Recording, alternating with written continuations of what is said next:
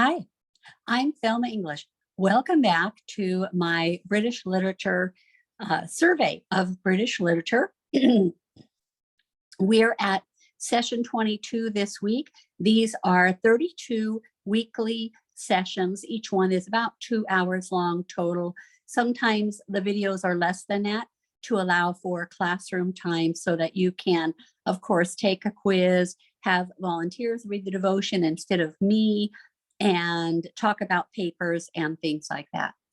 So if you want more information on the class in general, you can go to www.thelmaslibrary.com for more resources. The passwords are there. You have to type them in, but the passwords are written there, and you can get into Brit Lit, American Lit, Shakespeare, Classical Lit, Old Testament Survey, New Testament Survey, all the classes that I have taught. The teacher resources are available for free to teachers, but you'll have to contact me to get those. And the email is Thelma@Thelma's Library. And so that's pretty easy. Let's continue. Let's open with a word of prayer. Heavenly Father, we thank you. We thank you for the privilege of reading John Bunyan these last 2 weeks and for this coming week. We thank you that we also are pilgrims looking for the celestial city, walking along your path, hoping to take the one way and stay on your straight and narrow path. We know you are the life. We know you're the truth. We know you are the way, and we want to stay on that way as closely as possible. Help us to become a little bit more like you as we read John Bunyan's Pilgrim's Progress. In Jesus' name we pray. Amen. All right. You have a volunteer from last week who volunteered to read from The Imitation of Christ. And so go ahead and pause the video and have your volunteer read now.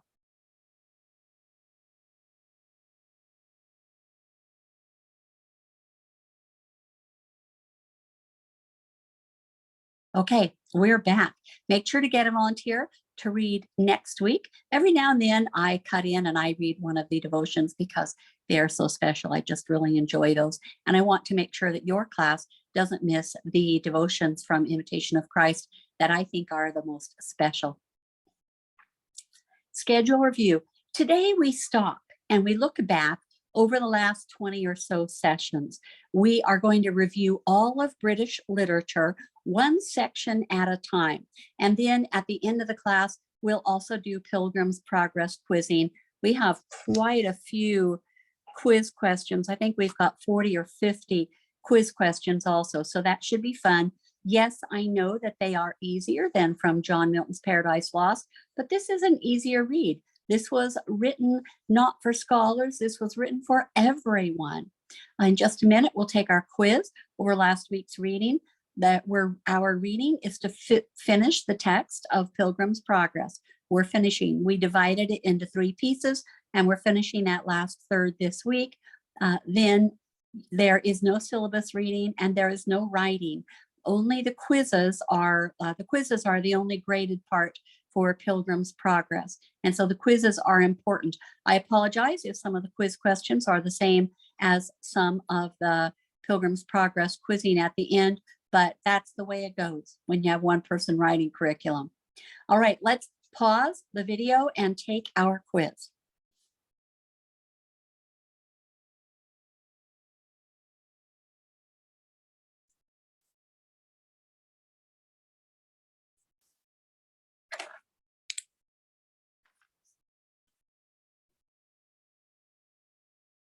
Okay, that wasn't very hard, was it? So let's start our review of British literature.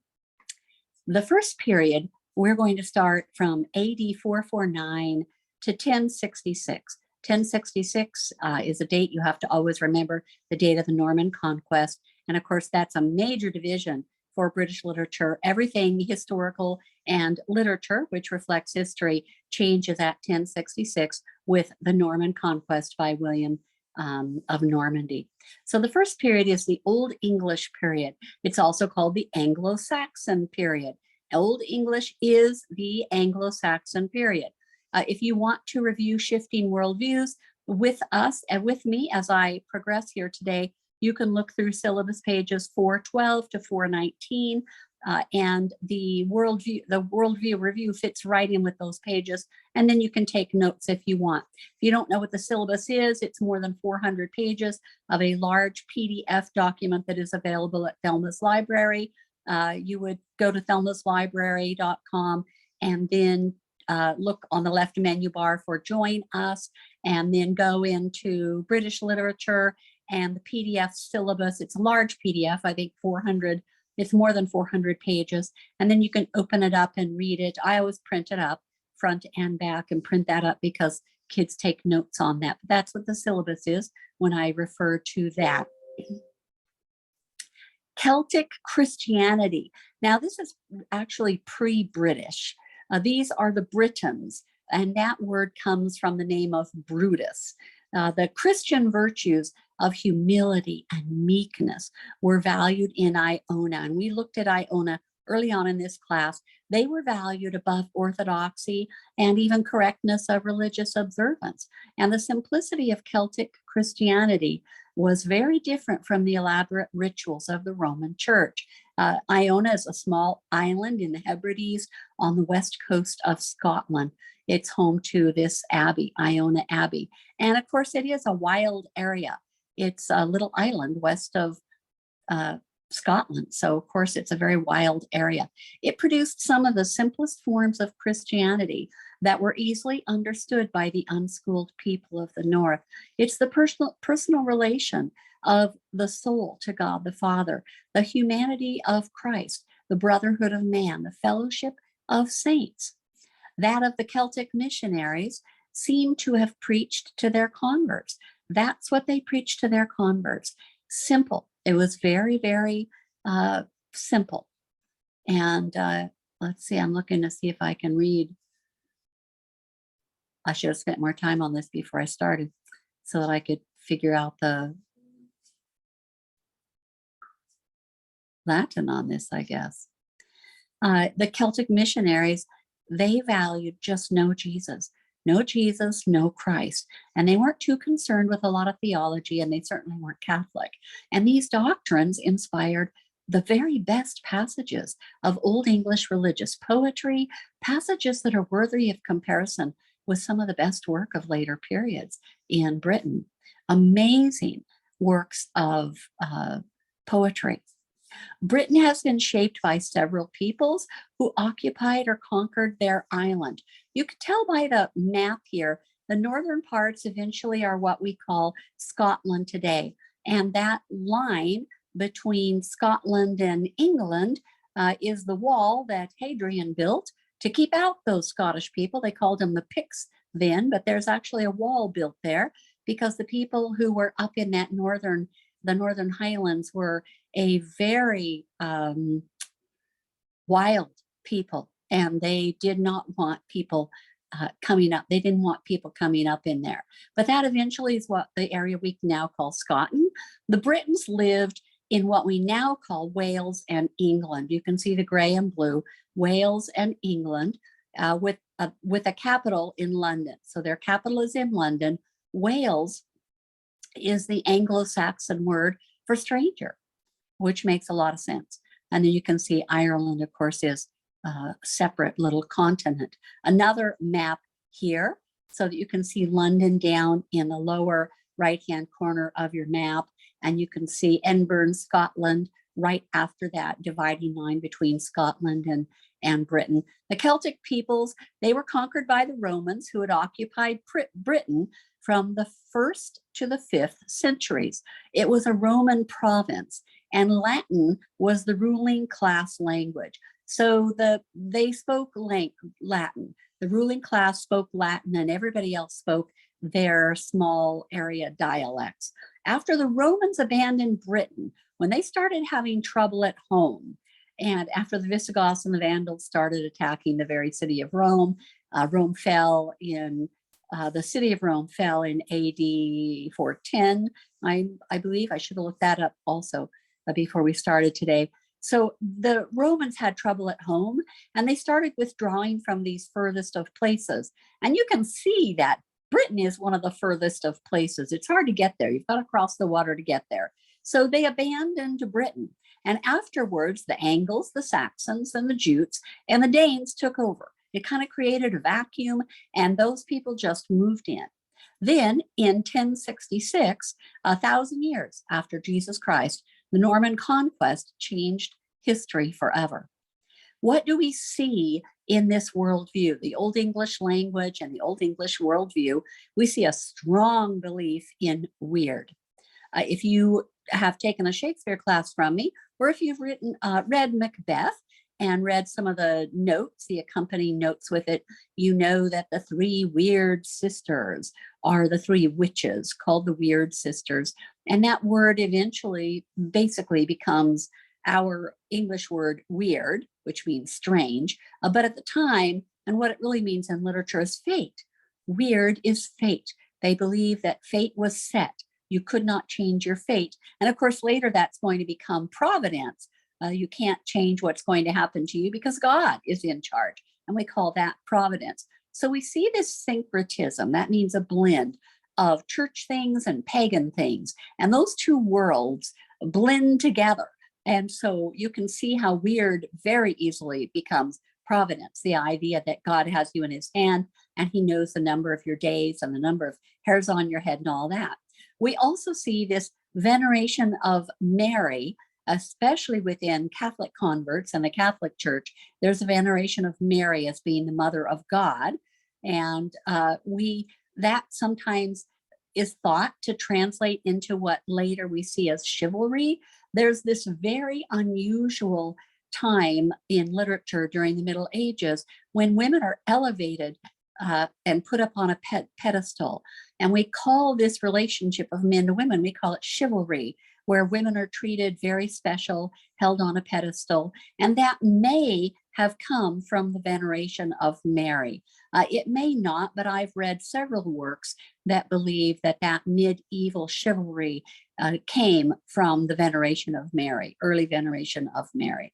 Veneration of cult objects might have been the precedents for the veneration of relics. In the Middle Ages, they venerated all the relics. If you go to Italy, you can go into cathedral after cathedral, and they all have a relic. That's what made people come on pilgrimages to visit their giant monastery, was the idea that they held a relic. I have visited churches where they believed that they had Mary's robe that she wore for the Annunciation when the angel told her she was going to bear Jesus. And even when it was burned down a few hundred years after it was built, miraculously that robe survived the fire. Now, for us as Protestants, this seems a little bit ridiculous, but for Catholics, this is serious business. And every cathedral has articles that are venerated. They either have Thomas's doubting finger or they have a piece of the real cross, but these are cult objects that are venerated. If you touch it, maybe you'll be healed. People go to see it and donate money and ask for prayer. And this is very unusual because Christians don't do this unless they are Catholic. There is a syllabus errata on page 412 says synchronism instead of syncretism. On syllabus page 412, it says synchronism, and you can correct that to syncretism, please. Thank you. What else do we see in that heroic code?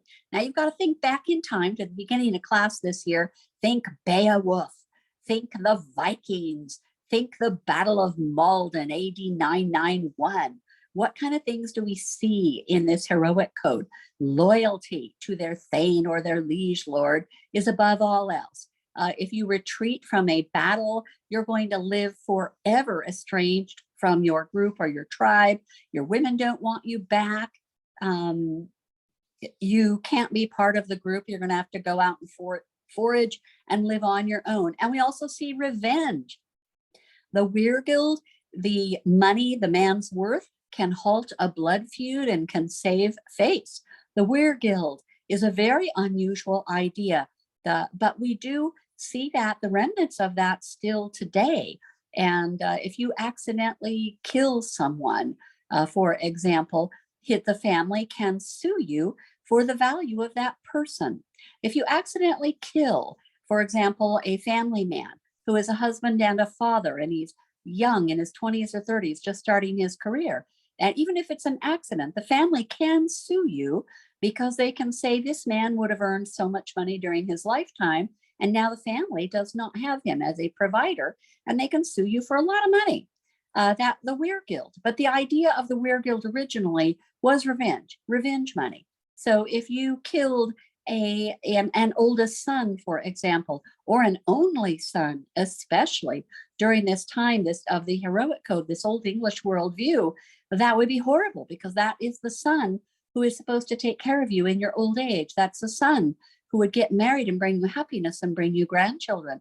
And so you're going to take somebody's money, all of their value, so that otherwise there's going to be a feud. They're going to come kill your son, and then you start a feud where everybody's killing everybody in revenge. They're also illiterate. And so we have this oral preservation of tales, which means they change. Just like the Iliad and Odyssey from 800, 600 BC, you have this oral preservation of tales. It's only the Jewish people that are primarily preserving things in writing and writing down. Moses, about 1400 BC, of course, is writing, and it is very hard to believe that Moses would be the first Jewish guy who would know how to write anything down. I personally believe it's very possible that Adam knew how to write and was writing things down, and his account of Genesis, but that's another class. In Old Testament survey, we actually tackle that topic when bring up some possibilities. So these people are illiterate. They're very superstitious,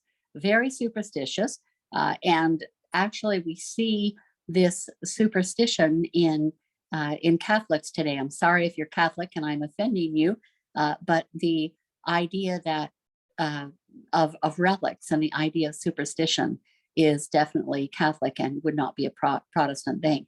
The problem of evil: an individual is helpless in adverse circumstances. And the idea in the heroic code is that the gods have turned away from you. And of course, that all changes with Christianity and the human condition. They simply accept the futility of human life. You're alive for a short period of time. The most important thing is honor, loyalty, especially to be publicly honored and not to be publicly humiliated, and pride. So honor. War is glorious. Scars are awesome to have. Show off to the girls and maybe they'll like you more. Work is to be scorned. And of course, this is a Nordic idea. Why would you work for what you can steal? And that changes, all of that changes with Christianity, who point out in Genesis that Adam was meant to work in the garden even before the fall of man, that work is a good idea. And the Puritans, of course, brought that idea here to America, that work is a good idea. But back in this old English time period, the time period of Beowulf and the Vikings and the Battle of Malden, pride and honor are the primary goals in life. Maintain your pride and bring honor to your family. The Battle of Malden, this is actually a photo from where they believe that causeway was. This is way back in the beginning of your syllabus. So this is review. The battle took place on the shores of the River Blackwater in Essex. There was a historic stand by the Anglo-Saxons against the Viking people, remember, against the Danes, an invasion that ended in utter defeat for Britannulf and his men, because they gave the enemy the advantage out of pride. The battle's progress is related in our famous Anglo-Saxon poem, only part of which survives, and we have all of that in our syllabus early on in the first few pages of our syllabus. And then in comes Christianity. And so we have this changing worldview. This, of course, is called the Beowulf helmet. It lives in the British Museum. The parts that look all crumply, those are the original parts. Everything else has been rebuilt, and they've done a great job of rebuilding this. You can buy a replica for, I suppose, a tiny fortune. But we have a changing worldview. We now see moral instruction through literature. When the Christians come in, they bring their Bibles. And they've got the book of John. They are instructing people through literature. and they stress learning and they stress literacy. And so that idea of fate turns to providence. Well, no, there are no gods who determine your fate. It is God himself who will determine your fate. He knows the number of hairs on your head, and he knows when you live and when you will die. And the idea of mercy and forgiveness and humility. This is very difficult for the heroic age to accept the idea, to get rid of the idea of honor and this honor code, that to be publicly dishonored would be the worst thing that could ever happen to you, because you're supposed to now be humble and practice humility. And that's why we see both things in Beowulf. We see humility and we see that honor. But mercy, the idea of mercy and forgiveness, that Christ was merciful toward us. Christ forgave us. So we should be merciful to others and forgive others, even our enemies, and that we should walk humbly. We see symbols in art that teach illiterate masses theology. It's kind of like VBS for adults, but we have those symbols. They wear crosses, and we do see symbols in art. We talked about the 1922 when they dug up the famous Viking ship, and I didn't look it up previously, so that it's not, the name of the ship isn't with me, but the whole idea of the iron artist thing that the guy would pour hot metals into, and he could ask you, in the same with the same piece of metal, he could either cast a cross or he could cast a Thor's hammer for you, depending on which way your theology leaned. Were you pagan or Christian, which is pretty cool. And then we see the work ethic of Genesis taking root in these converts, the idea that work is good for you. Beowulf. Beowulf is that legendary hero of an anonymous Old English epic poem believed to have been composed in the early 8th century. Most of the historical events mentioned in Beowulf are to be dated within about the first 3 decades of the 1st century AD. Beowulf slays the monster Grendel and its mother, and then he becomes king of the Geats, and he dies much later at the end of the book, kind of in a non-exciting way, just fighting a dragon. All of a sudden it ends and it's over.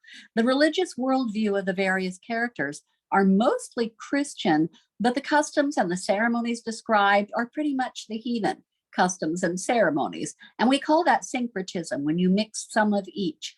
Most biblical references, except maybe a reference to Ephesians 6:16, relate to the creation. So most of the biblical references, think of Beowulf's sword with the carvings on the sword. They're about creation and the story of Cain and Abel and the story of the flood, written right on the sword. This work is studied by Christians for its fascinating blend of pagan, Christian, and historical elements. J.R.R. Tolkien wrote about Beowulf. He has a book called The Monsters and the Critics. They say it's an essay, it's a whole book. I have the book on my shelf, introduced the study of the poem as real literature. The excavation of Sutton Hoo, that's the ship name I couldn't remember. I said it was 1922. Oh, that was the King Tut, Howard Carter excavation in Egypt. I meant Sutton Hoo with the ship burial in 1939. Not buried in 1939, but unburied in 1939. And Tolkien's own popular Lord of the Rings was influenced by his lifelong study of Beowulf. And that helped to interest general readers in the poem Beowulf. Think of Tolkien's movies. Hopefully you've read the books first, but think of the Lord of the Ring movies. All of those king's halls that are described and the warriors, they fit right into Beowulf. That's where he got his inspiration. The Anglo-Saxon Chronicle. We talked about this just a little bit. We didn't read part of it. I read part of it to you. It was originally compiled on the orders of King Alfred the Great, about AD 890, and then it was maintained and added to almost every year by generations of these anonymous scribes until the middle of the 12th century, which is just way beyond cool, because that Anglo-Saxon Chronicle is how we can tell how word usage changes. Because they made entries almost every year, we saw words and spelling and letter arrangement and even letter style. We saw how it changed year by year. It was amazing.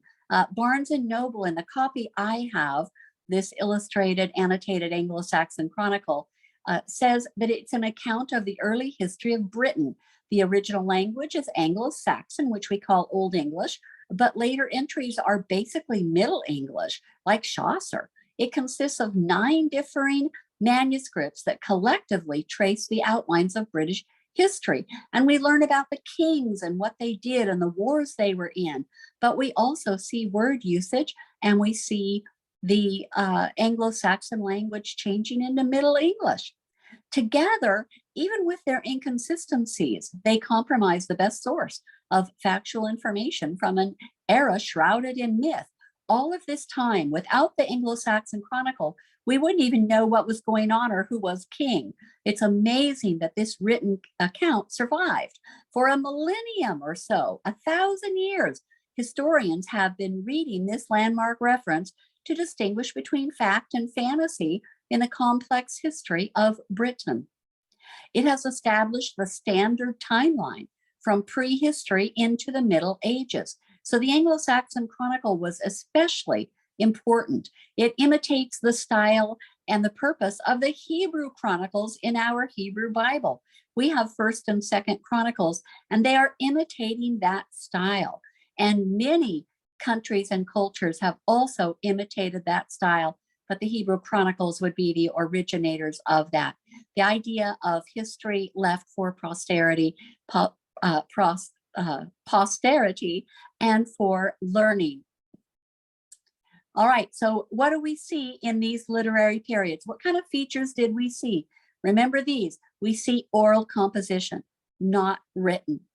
We see that poetry is the dominant genre. Why would that be the dominant genre? Because poetry is easier to memorize. You give it rhythm and beat or rhyme, and it's easier to memorize. Riddles were very common. They loved riddles. And we see these dream visions, like in Caedmon's hymn and the dream of the rood, the dream of the cross of Christ itself. We even see that with Chaucer's Legends of Good Women. And we see that all through medieval literature, the idea of dream vision. In fact, the book we're reading right now, John Bunyan's Pilgrim's Progress, he calls a dream vision. And we see that formula composition assisted their memory, very typical in the Anglo-Saxon literary period. I have to pause to go turn off my little vacuum.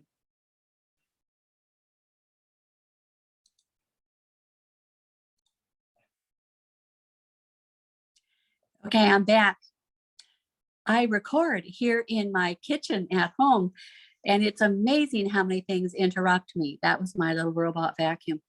But sometimes I'll get some huge piece of equipment outside or something, and then I have to wait for another day. Apologies for that. So what else do we see as literary features? And we need to remember these. What do we see in Old Saxon literature? We see this unique verse form of the caesura, where they have a pause, which kind of suspends the beat, like in a drum. They may have even played a drum to help with the rhythm of the poetry. We see alliteration, where they reuse the same letter sound over and over and over. We see repetition, lots of repetition, because it has to be easy to remember. And we see this 4-beat rhythm. We see kennings, where they use those 2 nouns to make a metaphor, like whale road. And we see litotes, which is the purposeful understatement to make a point. We saw in the Battle of Malden, well, we saw he liked not the battle.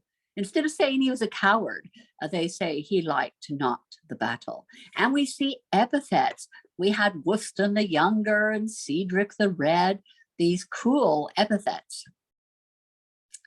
In about AD 450, we have the arrival of the Saxons to England. And remember, the Romans withdrew around AD 400, a little tiny bit after that, because they had to go to protect Italy. They had to go to protect Rome. So they left Britain. Around AD 450 come the Saxons to England. By AD 597, Augustine, not Saint Augustine of the Confessions, he was from AD about 400. But in 597, Augustine, one of the people named after Augustine, St. Augustine, and his 40 monks go to Kent. And this is on the assignment of Pope Gregory. And this is taking Christianity to these people. So you just have the Saxons arriving, and within let's see, 150 years, you've got Christian missionaries trying to get over there to tell people about Christ. Christianity always spreads literacy. We always go and missionaries teach people how to read so that they can read the word. So it always spreads literacy. Monks preserve the Christian writings, and they preserve classical literature. The monks are preserving the Battle of Malden and Beowulf and things like the Iliad and the Odyssey. They see that they have value. We want to see where we came from. And we see the introduction of the Roman alphabet to Britain. We see that oral tradition helps to unite these very diverse people and their myths. They each have their own myths, and oral tradition helps them to kind of blend in. Cuthbert, talking about Cuthbert, the bishop of Lindisfarne. And of course, his life and deeds were recorded by Bede, a very important historian for us. And we see that heroic code, the heroic code cultures, very new to Christianity, that culture of pride and honor. They were easily convinced to wage the Crusades. Think about it. People who are new converts to Christianity, where they had valued honor and scorned humility, but honored pride, and their personal honor, very easy to convince that type of person to go on a crusade. Sometimes you back up and look at the great overview of history, and it helps you to understand all types of things. So those earliest crusaders, it was very easy to convince them to go to battle, and if they died, they'd go to a special place in heaven and have all their sins forgiven. For more on that phenomena, there's a great book out there. Now he's written a bunch of books, but this first one was How the Irish Saved Civilization by Thomas Cahill. And it is a great book. It's a little book. It's really easy to read, and you should probably read it. All right, now we come to the Middle Ages. And what's that line, AD 1066? What happens? Why are all the textbooks divided with that date? Because that is the Norman conquest. William of Normandy conquers what was Britain and makes it into Britain. And they come with their first king, who is king not just of a little area, but over all the land. And the church is going to come in with them. And they'll instruct all these illiterate people in morals and religion through plays. We see this Middle Age period from 1066, that's William the Conqueror, and 1485, that's Death of Chaucer, or actually Canterbury Tales. Chaucer died AD 1400, so 1485 is a little bit later than that. But how do you teach these people about religion? You teach them through plays. It's kind of like VBS with your little puppets teaching people. And we switch over to this chivalric code of honor rather than personal honor.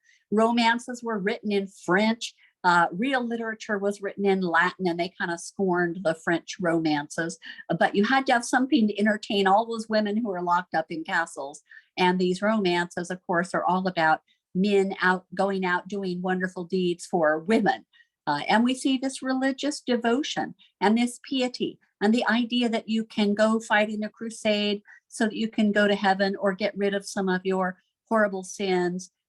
All types of ideas like this. We also see the weird idea of the four humors. The four humors is this medieval physiology idea that explains the state of mind and health by the balance of four elemental fluids: blood, yellow bile, phlegm, and black bile. And this was the best illustration I could find.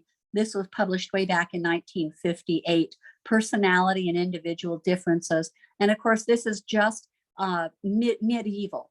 If you were choleric, if you were kind of yellow, you could tell by they were touchy, restless, aggressive, excitable, changeable, impulsive. all of that. If you were melancholy, this is if you're depressed, anxious, rigid, pessimistic, unsociable, quiet, introverted, positive. If you were phlegmatic, you were all of these things. They had all of these ideas. And if the four humors got out of balance in your body, then something would be wrong. But they also had an idea that the four elements were closely related to air, earth, water, and fire. Of these four elements were related to the four humors. And an imbalance of the humors brought on an illness, or could bring on depression, or could even make you mentally ill. And they thought it was these four humors. We see lots of that reflected in Shakespeare, where they will call them melancholic, or they'll call them phlegmatic or choleric or something like that. And they want their waters tested, their urine tested, and take it to the priest and see what's wrong with them. And we have this idea of the great chain of being. It's this idea of the hierarchy conception that is an intricate depiction of the world. Man was special since his place in the chain was intermediary. He was formed from the dust of the earth, but he was immortal because he was created in the image of God. So you have all the things of the earth, the plants and minerals, those are the non-being things. And then above that, you have the things on top that live on top of the earth, the people and the animals, demons, angels, and those are the immortal things. And then the non-being things would be plants and rocks and dirt. But because man was made from dirt and then made immortal like God, he kind of held those two things, or he held that chain, the hierarchy, the great chain of being, together. Man held the physical and the spiritual together. So the death or the murder of somebody important broke the chain, and the entire cosmos felt the shakeup. So in a play, for example, like Shakespeare's Macbeth, when Macbeth kills his own king, the entire world is shaken up because a very important person in the great chain of being is dead. And until someone else appropriate, someone correct is placed into that spot for king, the whole world is shooken up. And so you might see owls in the daytime, and you might have people rise up out of the graves and walk around. We see that in Julius Caesar. And it's all this unusual medieval great chain of being, the whole idea of this hierarchy conception. It's primarily just medieval, but we do see it a lot still in Shakespeare. But it's a descriptive term for the entire universe and for the position of man. I read some quotes to you from the Elizabethan world picture a few weeks ago, and that gave you maybe a better description if you took notes. God was at the top of this chain, earth was at the bottom, and man is exactly in the middle, linking the two and kind of holding the two together. So you have this macrocosm of the world and the microcosm of man. And this is a great book by W.H. Auden, Lectures on Shakespeare. And he says Greeks, as well as the Middle Ages, saw nature as the macrocosm, man as the microcosm. So the world is the macrocosm, nature, and man is the microcosm. And there's a teleological relationship between the two. There is a design and purpose between the two, that purpose that exists in nature. They are connected, which is a kind of a cool thought. In the Romantic Revolution, after AD 1798, with the publication of William Wordsworth's Lyrical Ballads, and we'll get there eventually this year, then the hierarchy conception was overturned. Now, what happens if you overturn it? Then you have man, you have the earth at the top, and you have God at the bottom. And that is where we are living now with the revolution of the hierarchy conception. And I drew a funny picture for you a few weeks ago of that. I think I drew it by hand because I couldn't find a good illustration. You just have to suffer through my handwritten things. Literary features that we see in the Middle English period, the oral tradition continues until they get the printing press, if that's going to be the case. We see folk ballads that preserve historical events. So you sing about the historical events, and that way they get memorialized. They had mystery plays that portrayed Bible stories. For example, we read the York play of the crucifixion, and you have things like this that you do on stage and go from town to town. And that way people learn the Bible because they don't have the Bible. Miracle plays portray saint stories. For example, the Second Shepherd's play. We didn't read that, but that would be a common one. And we had morality plays with a lesson. For example, we read Every Man, and that was a lesson and an allegory like what we're reading today, The Pilgrim's Progress by John Bunyan.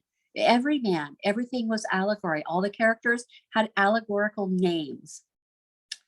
So what did we see in culture and religion in the Middle English period? Well, we saw that the purpose of art was to reflect God's character or his creation, and it was to teach. Art was to teach, and art was to show the importance of order and patterns. You can see that we have the absolute opposite of that today in art, that it's not reflecting God's character, it's reflecting man's character and whatever he can come up with and create in his mind. And so much of modern art, you kind of need an expert to tell you what this thing or this painting or this carving represents. And of course, much of it is very anti-God and irreligious. But during the Middle Ages, the church was instructing people through those plays, and they had an illiterate population to deal with. That way they could kind of hear and see the literature, very much like VBS for adults. Then the Crusaders brought in something really important to Britain. They brought in money. The Crusades brought money back to Britain, and we see trading increasing dramatically as a result of the Crusades, because the Crusaders went over to the Holy Land and all over the place, and they brought back spices, and they brought back fabrics and silks and all types of unusual things, and this boosted trade, all because of the Crusades. Also during that period, what about culture and religion? Well, William the Conqueror was crowned king in 1066. We know about the Norman Conquest. We know that the Bayeux Tapestry is embroidered during this time. And we know that Henry III is crowned king by 1154. And 1154, very soon after the Norman Conquest, really, we see a judicial system. You've got royal courts, you have juries, and this idea of chivalry in Britain as far as who is important. You've got these free men and the serfs and landowners, and knights are above them, and barons are above them, and the people of the church are above them, and the crown, the king or the pope is above them, depending on who the king and who the pope is, who is stronger. But we have this whole system. And again, chivalry, perhaps it has its roots in the veneration of Mary. Literature and authors that we either read or learned about: Every Man, the morality play, Domesday Book, that was William the Conqueror's survey of lands. That was extremely important later on, and for us as history to see how the land was divided up and who owned what and how many castles were there and how many landowners were there. And Le Morte d'Arthur, which were those French Arthurian legends, the death of Arthur, which a lot of us read just for fun. I just read an Arthurian book, King Arthur and what? King Arthur and His Knights. I just read one of those. It's book 9 in the Professor's Bookshelf. If you haven't heard of the Professor's Bookshelf, Professor J.R.R. Tolkien had a bookshelf of 10 books that were above his desk. And they're now published as sets, books 1 through 10. But they're getting republished, and they're easy to find now. And so I'm working my way through those, and I just read the one about King Arthur, and it was just awesome. If you want just a novel for fun to read. The same period here is Sir Francis of Assisi. And then we have Thomas Aquinas, who wrote his Summa Theologica. You read a small portion of his Summa. It's supposed to be the summation of all theology that he wrote. And of course, Catholics are still sticking with most of that today. Authors that we saw include Thomas à Kempis for his Imitation of Christ that we've been reading every week, and which is second only to the New Testament in influenced Christians. If you do not love this yet, you need to read it more. And Petrarch, we talked about Petrarch, who paved the way for the Renaissance and humanism emerging in the 12th century, so the 1100s. Very important. Also, Geoffrey Chaucer. We read some of the Canterbury Tales. We read the clean ones, and then you read or you listened to parts of the Legends of Good Women. And these, of course, were done, the Legends of Good Women were done in dream visions. And John Wycliffe falls into this same period of time. A Renaissance and Reformation now. We move forward in time to the Renaissance and the Reformation occurring kind of at the same time. The Renaissance is occurring mostly in the South, primarily Italy, specifically in the city of, I should always have this in a slide, Florence, and specifically at the Academy in Florence, whereas the Reformation was taking place primarily in the North, Switzerland, Germany, and was a movement back to God, whereas the Renaissance was a humanistic movement inward toward man. So the worldview is going to shift from religious, eternal things to a concentration on humanism and man himself, and the development of human potential, part of which is good, part of which is bad. We're going to see also courtly love, the idea of courtly love and unrequited love, or is love constant?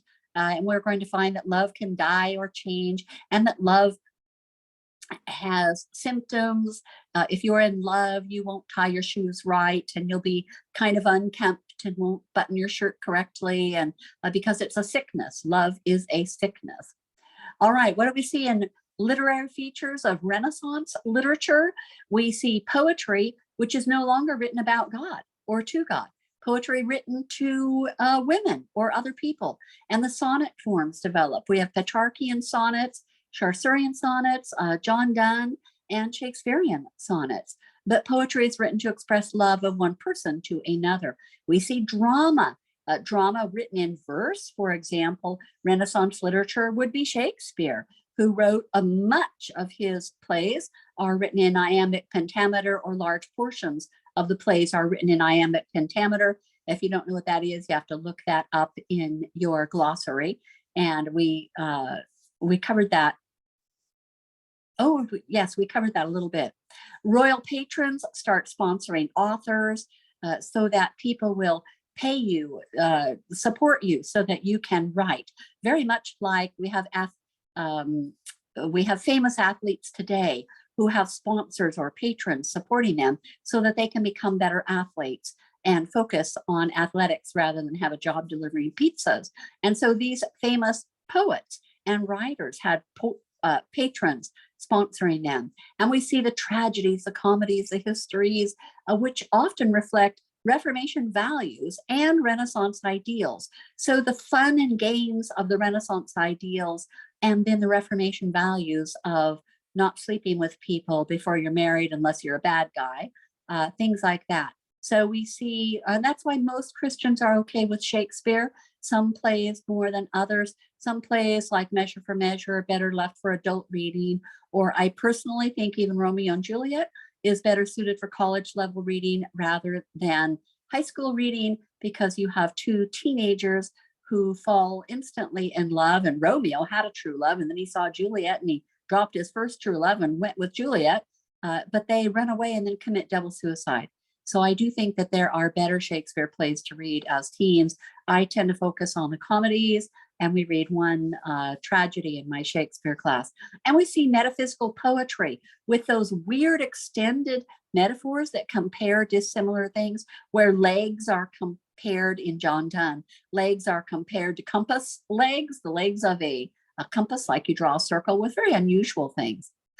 What do we see in culture and religion of the Reformation?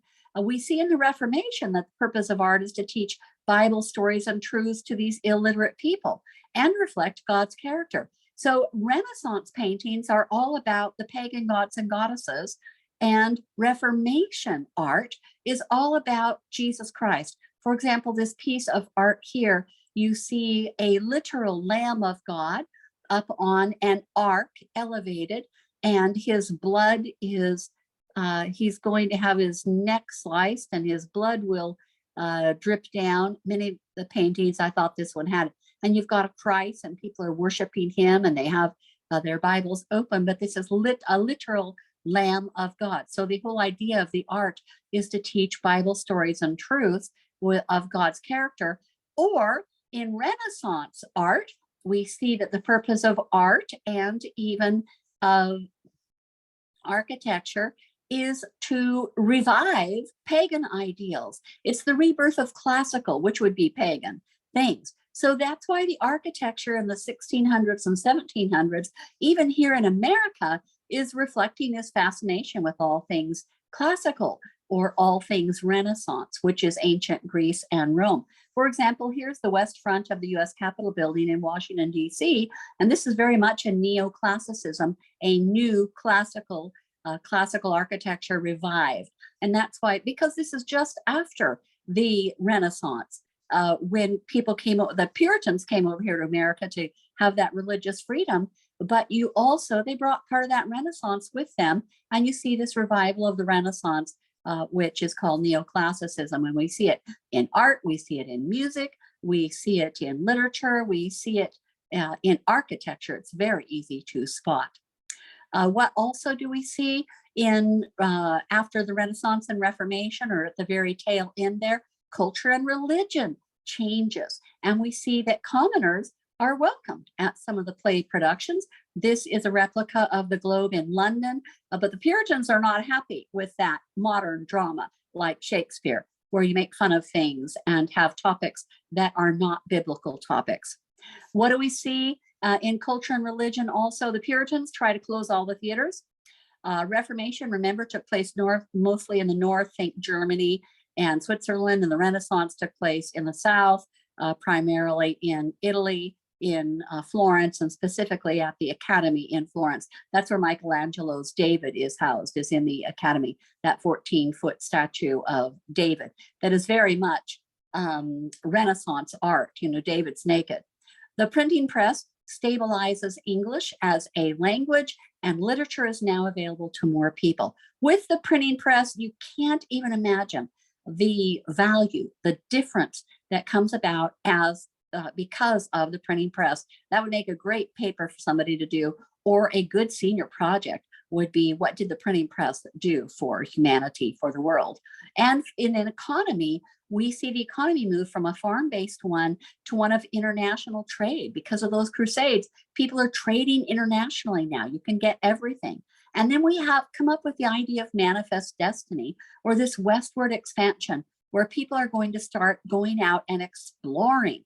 And what we will never forget, that interregnum of 1649 to 1660, those 11 years with Anna Monarch, which they considered to be paradise, and John Milton thought was paradise lost after the restoration of Charles II as a monarch in 1660.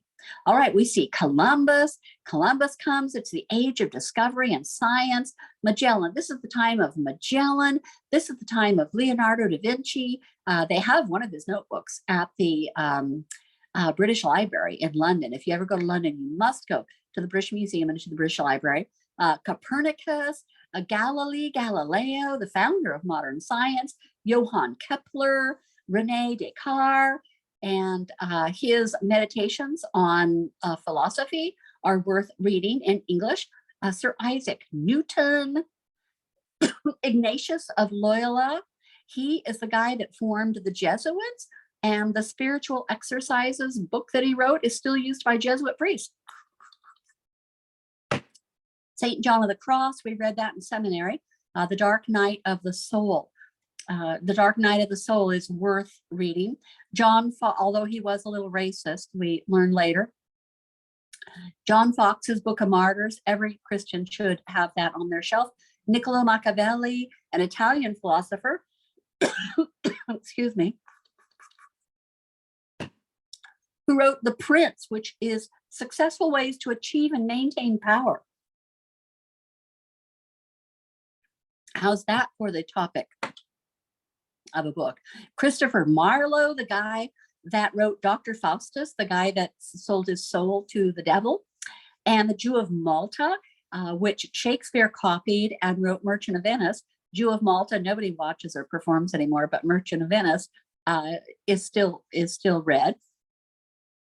William Shakespeare, John Donne, that Death's Duel, his last sermon, and the metaphysical stuff, Devotions Upon Emergent Occasions, some of his beautiful literature. This is all lined up for you in a row. Okay, continuing in John Bunyan's, I confused John Milton and John Bunyan, excuse me. But John Bunyan's Pilgrim's Progress. Back to that. The main theme, you know this, the main theme in John Bunyan's The Pilgrim's Progress is the journey of the Christian soul towards salvation and heaven. That's you and me and our walk here on earth. The allegorical novel tells the story of a man named Christian who leaves his hometown, which is the city of destruction. That's where each of us lives. I don't live in Kaiser, I live in the city of destruction, and embarks on a journey toward the celestial city, and that represents heaven. Along the way, Christian encounters many obstacles and temptations, like the Slough of Despond, the Hill of Difficulty, and the Valley of the Shadow of Death, which represent the struggles and challenges the Christian may face in their journey of faith. He's also helped and hindered by various characters who represent different virtues and vices, just like in every man. They have allegorical names. Through Christian's journey, Bunyan highlights the importance of faith, perseverance, and the guidance of God in the journey towards salvation. That's key. Faith, perseverance, and the guidance of God in our journey towards salvation. He also emphasizes the dangers of sin and the importance of repentance and forgiveness. I hope that this beloved classic of Christian literature from 1678 inspires and encourages you in your own journey of faith through the trials and temptation life brings. I'm 65 years old at this recording, and so I've had lots of trials and temptations. I've had lots of things that have happened in my life. You're young and relatively inexperienced, and each of these things that happens to you, it is a trial. Do you move from that straight and narrow way, or do you stick on that narrow way, which is Jesus Christ? Now, Peter, I love this verse. I have to read it to you from 1 Peter 1, New American Standard Bible. If you go to seminary, that's the Bible version, the translation you have to use. Peter, an apostle of Jesus Christ, to those who reside as aliens, scattered throughout Pontus, Galatia, Cappadocia, Asia, and Bithynia, who are chosen according to the foreknowledge of God the Father by the sanctifying work of the Spirit to obey Jesus Christ and be sprinkled with his blood. May grace and peace be yours in the fullest measure. And he's calling us aliens. We are aliens. Blessed be the God and Father of our Lord Jesus Christ, who according to his great mercy has caused us to be born again to a living hope through the resurrection of Jesus Christ from the dead, to obtain an inheritance which is imperishable and undefiled and will not fade away, reserved in heaven for you, who are protected by the power of God through faith for a salvation ready to be revealed in the last time. In this you greatly rejoice, even though now for a little while, if necessary, you've been distressed by various trials, cancer, temptation, all the things that can happen in this life, so that the proof of your faith, being more precious than gold, which is perishable, even though tested by fire, may be found to result in praise and glory and honor at the revelation of Jesus Christ. And though you have not seen him, you love him. And though you do not see him now, but believe in him, you greatly rejoice with joy inexpressible and full of glory, obtaining as the outcome of your faith the salvation of your souls. Beloved, I urge you as aliens, we're aliens on this earth, and strangers to abstain from fleshly lusts, which wage war against the soul. Don't go drink and use drugs and all of those fleshly things, because they wage war on your soul. Keep your behavior excellent among the Gentiles, so that in the thing in which they slander you as evildoers, they may, because of your good deeds, as they observe them, glorify God in the day of visitation. So they can then glorify God. And that word alien here is the word let's see, trying to read, perepidamus, one who comes from a foreign country into a city or land to reside there by the side of the natives, hence a stranger, sojourning as in a strange place, a foreigner. That's us. In the New Testament, a metaphor in reference to heaven as the native country. So we are those who sojourn on earth. So as Christians, for example, 1 Peter 1, joined with per oikoi, Christians, let's see, that was as much as I was going to read. All right, Pilgrim's Progress Review quizzing. Let's get to it and have some fun. I realize this is much easier than John Milton's Paradise Lost, but the book is easier, and have as much fun with this as you can. What is the name of the palace just by the wayside with 2 lions guarding the doorway?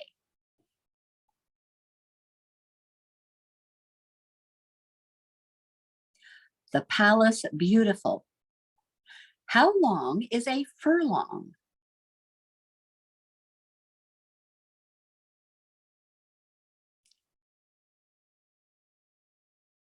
It's a unit of distance. It's 220 yards, or about 1/8 of a mile. What is the porter's name?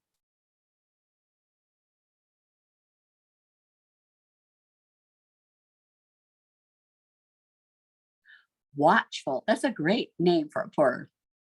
Why are there lions guarding the gate, and what is their purpose?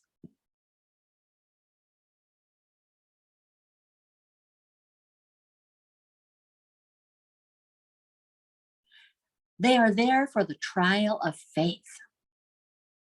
Who built this house or this palace? Oop, I blew that one. The Lord of the Hill. What was Christian's name before he was named Christian?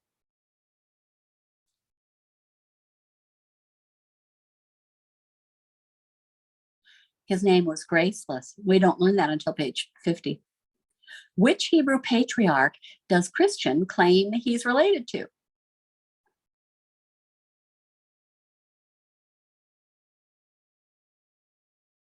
He says he's related to Japheth, Shem, Ham, and Japheth, Noah's sons. Why does Christian say he was late arriving?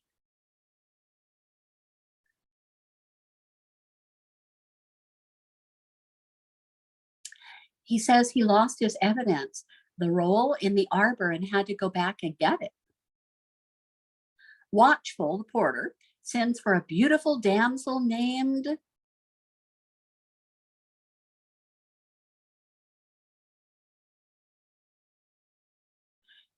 Discretion. Discretion calls for 3 more of the family. Who are these 3?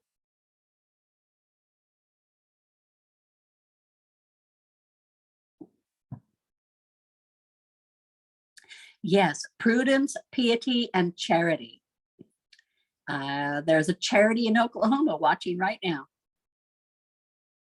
When asked why he took on a pilgrim's life, Christian replies to piety,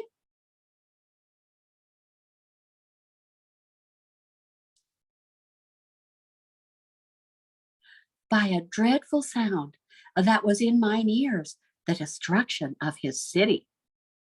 What made the burden fall off of Christian's back?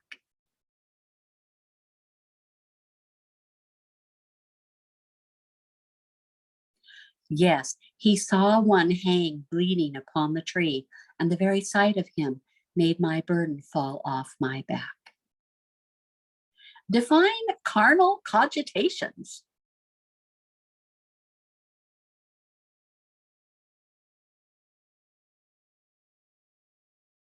Yes, fleshly thoughts. Carnal means flesh, and cogitations are thoughts. So fleshly reflections, or fleshly thoughts, or meditations, or basically fleshly thoughts.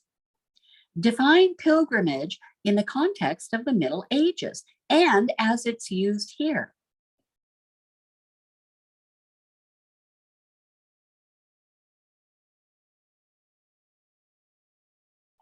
Yes, a pilgrimage in the Middle Ages is a journey, especially a long one, made to some sacred place like a cathedral that has a relic as an act of religious devotion. So it's a quest to a sacred place, and then you offer money and hope you get to see or touch the relic.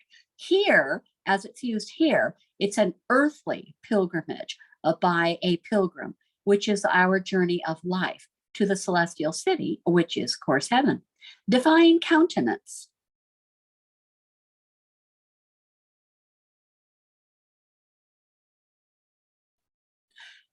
Your countenance is your appearance.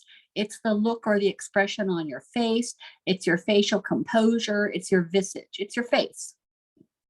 Define implacable.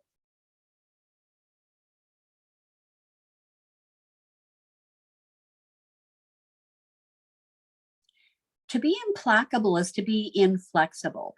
You're not able to be appeased. You can't be mollified. You can't be pacified. You're unbending or merciless. They talk with Christian until late in the night. They give him a large upper chamber that faces which direction?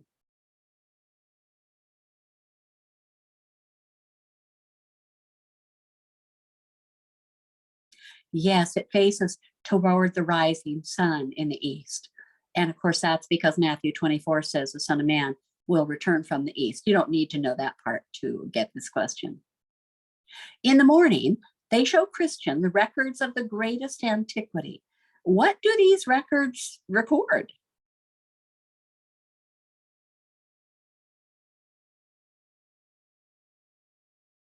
Yes, they record the pedigree or the genealogy of the Lord of the Hill, that he's the son of the Ancient One, the Ancient of Days, and the acts that he had done. It gives hundreds of names of his servants and some of their deeds. What equipment do they show Christian in the armory?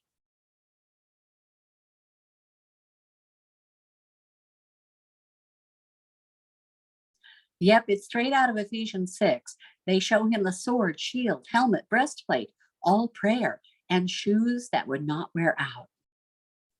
Define engines as used here in the 1600s.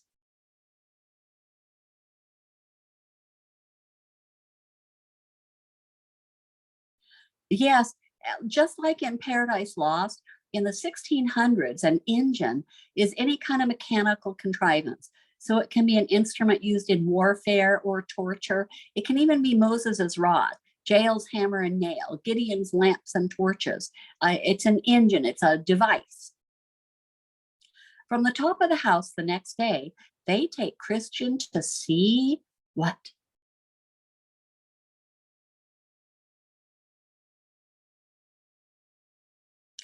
The Delectable Mountains.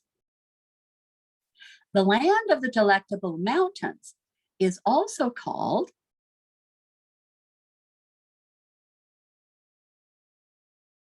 yes, Emmanuel's land. And of course, Emmanuel means God with us.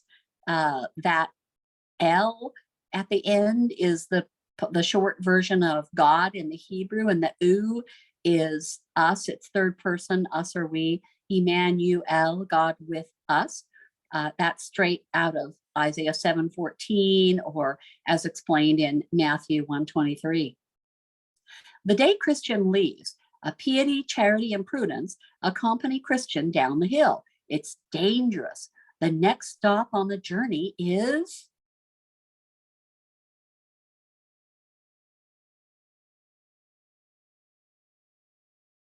the Valley of Humiliation. Why doesn't Christian run away from Apollyon?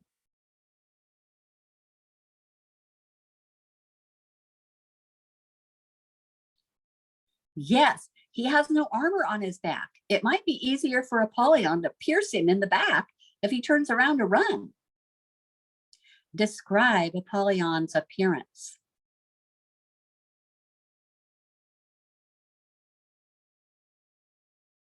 He's hideous to behold. He has fish scales, wings like a dragon, feet like a bear, fire and smoke come out of his belly. Define nonage.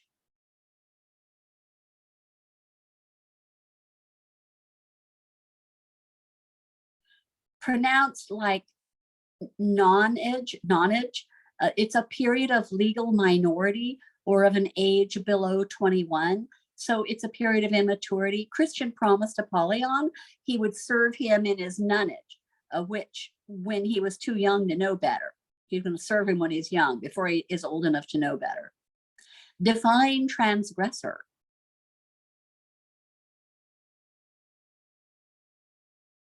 Okay, I think you know this one. A transgressor is somebody who violates the law or a moral code, somebody who offends God. It's a sinner. Transgression is the word for sin. When Christian and Apollyon battle, where is Christian wounded?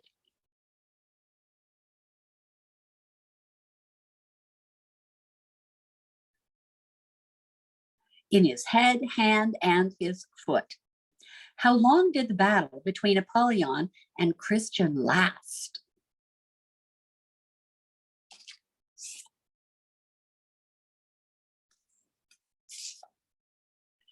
Above half a day, so more than half a day. Describe the battle as Christian is almost slain and then drives Apollyon away.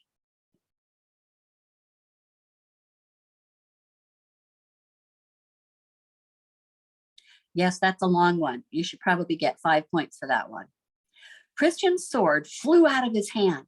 Apollyon says, "I'm sure of thee now." But just as Apollyon is ready to kill him, Christian grabs his sword and gives Apollyon a terrible blow. Apollyon spreads his dragon wings and flies away. It's just a beautiful word picture.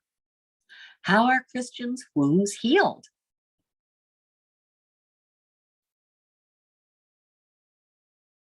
A hand comes and gives some of the leaves from the tree of life to apply to his wounds. Not theologically correct, but it's pretty cool. Where is the next place on Christian's path?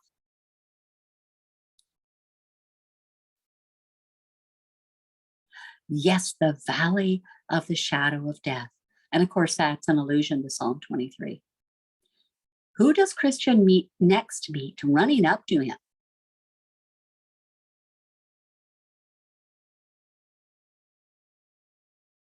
The children of them who brought up an evil report of the good land. What Bible story does the story of these men allude to? Where is that story in the Bible? This should be extra credit too, 5 points at least, maybe more. Yes, these are the 12 spies who went into Canaan when only Caleb and Joshua told the people to go in and take the land. That's from Numbers 13. So if you knew anything about the story, you get the points. You don't have to know the reference of Numbers 13. What does hap mean?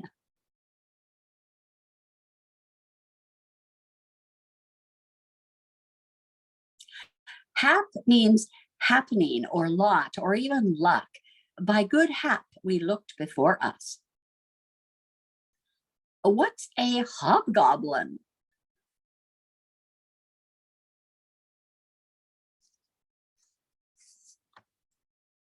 Okay, a hobgoblin. Goblins are demons of any size.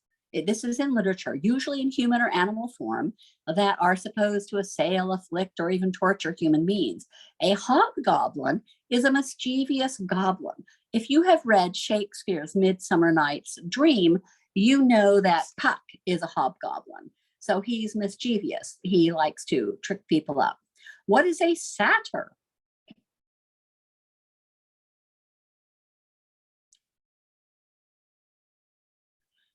Yes. Okay. They're famous partiers in mythology, and they're gentlemen in Narnia. This is from a Narnia movie. It's the same thing as a faun. Remember in the Chronicles of Narnia, in The Lion, the Witch, and the Wardrobe, remember Tumnus, who is very kind to Lucy, and they have a little tea party. They have the lower torso of a goat and the upper torso of a human. Why do you need to know that? Because you're going to see it in other literature. What is a quag?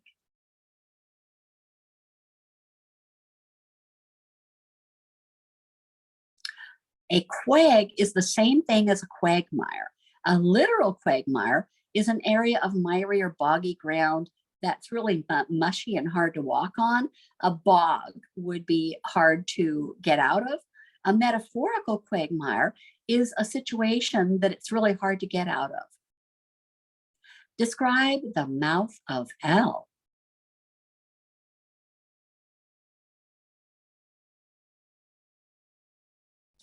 Yep, flame and smoke coming out of it with sparks and hideous noises. Christian's sword is not effective against smoke and fire. What weapon does he have to resort to now?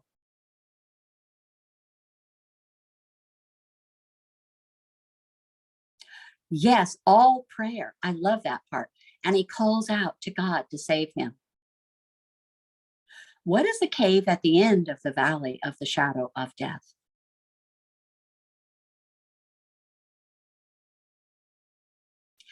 Two giants named Pope and Pagan. Wow, this is a slam on Catholics. This is John Bunyan slamming Catholics, these icky things. What happened to Pliable when he went back to the city of destruction?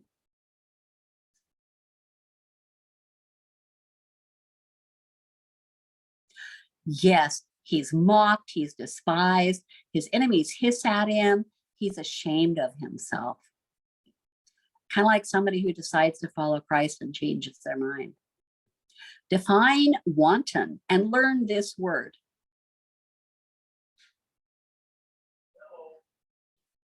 Wanton is malicious, deliberately cruel. It's somebody who's careless, reckless, unrestrained. This wanton is a she, and a wanton woman is an immoral woman.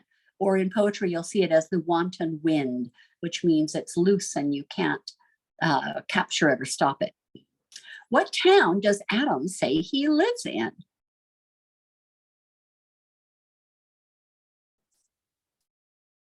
The town of deceit. Name Adam's 3 daughters.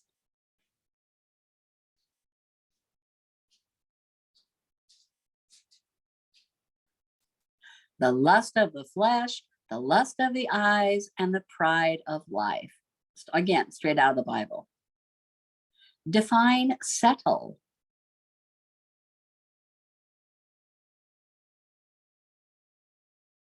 A settle is a settlement. Who attacks faithful?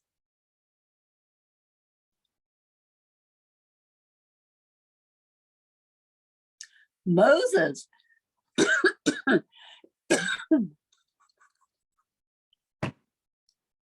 Excuse me. Who saves faithful from Moses when he attacks him?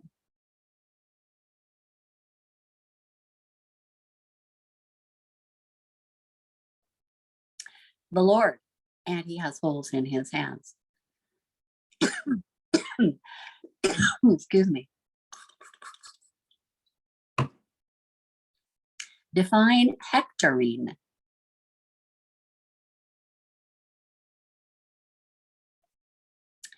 To hector somebody is to be a bully or really domineering, because Hector was the most domineering, the greatest Trojan warrior in Homer's Iliad.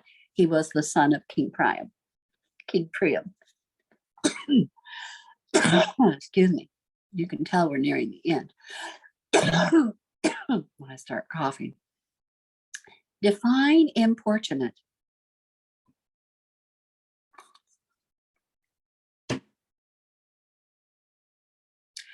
Persist in to the extent of being annoying or troublesome. He says, I got past this importunate one. Faithful looks off to the side and he sees a man named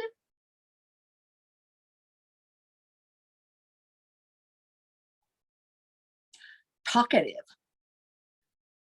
Define vanity. Yes, you already know what that one is. Excessive pride in your appearance, abilities, achievements, you're conceited. It implies a lack of real value. Those things are all empty because they change. Worthlessness, trivial, pointless. Who is talkative's father?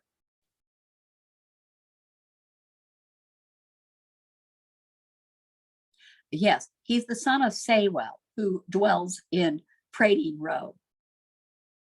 Define prating.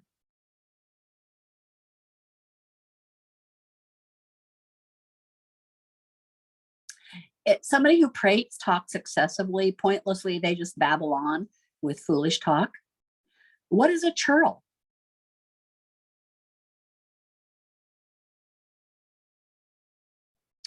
A churl, and learn these words, is a rude, boorish, surly person. Talkative is described as a churl. What animal does Faithful compare to talkative?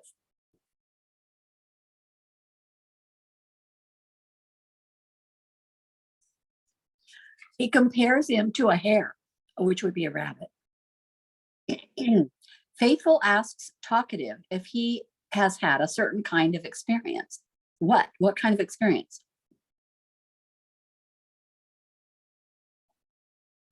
Yes. Has he made a confession of his faith? He's talking. And Faithful says, have you confessed your faith? Why does talkative leave the company of Christian and Faithful so abruptly?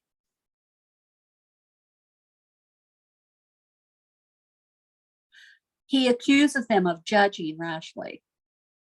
Define debauched.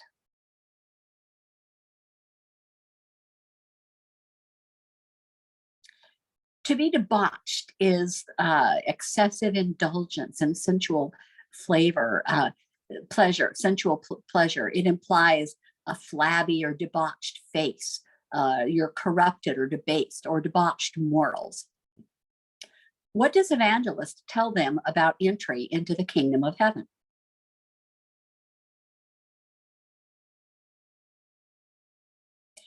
He says it's through many tribulations.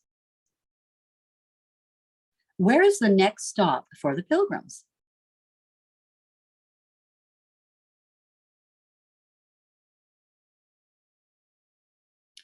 Vanity Fair, or the town of Vanity. And remember what vanity means: emptiness, things that don't matter, appearance.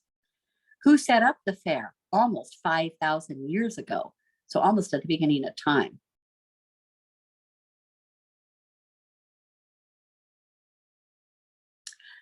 Beelzebub, Apollyon, and Legion. What do they sell at Vanity Fair?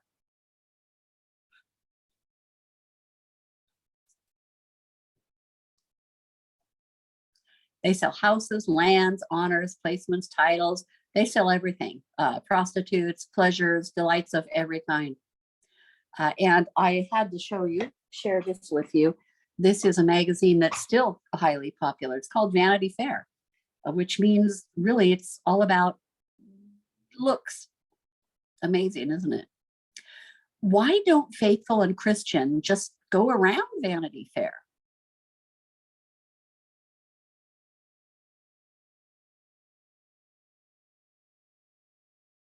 They can't, because the way to the celestial city goes right through it. Just like we have to walk right through the world, they have to walk right through Vanity Fair with all the temptations, all the things for sale, all the distractions. Who's the chief lord of the fair?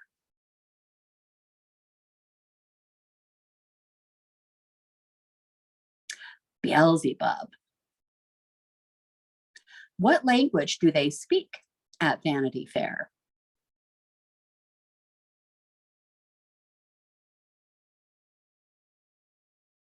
They speak Canaan. That's pretty cool. When the citizens ask Faithful and Christian what they want to buy, what do our pilgrims reply?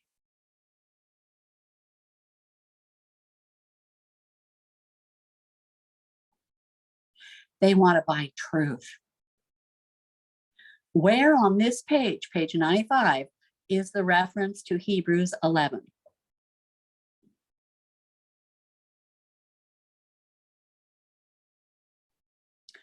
Yep. It's the last 5 lines on the page if you have the Dover edition. The men told them that they were pilgrims and strangers in the world, and that they were going to their own country, which was the heavenly Jerusalem. And it's directly from Hebrews 11. Well, it's all about Hebrews 11, All these died in faith without receiving the promises, but having seen them and welcomed them from a distance, and having confessed that they were strangers and exiles on the earth. Who is the great one of the fair?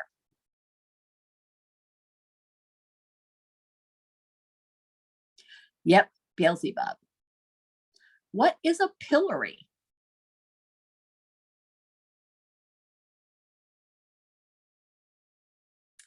Yep, it's a wooden framework on a post, and then it has holes to put the person's head and hands in, used to expose offenders to public derision. You'd be locked up and people could walk by and call you names or spit at you or whatever. There's a picture of a pillory. People stuck in a pillory. You've seen that. Define diverse as used here.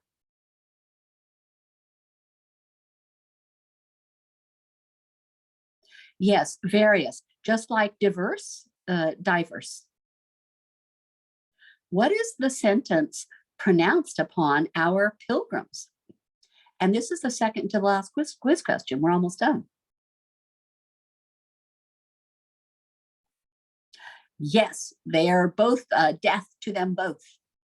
And our last question, who will be the judge at the trial?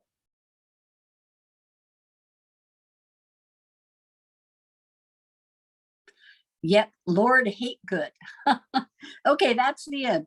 Remember what you have to do this week. You're finishing our Dover copy of the Pilgrim's Progress. We're not reading Christiana's Progress unless you want to.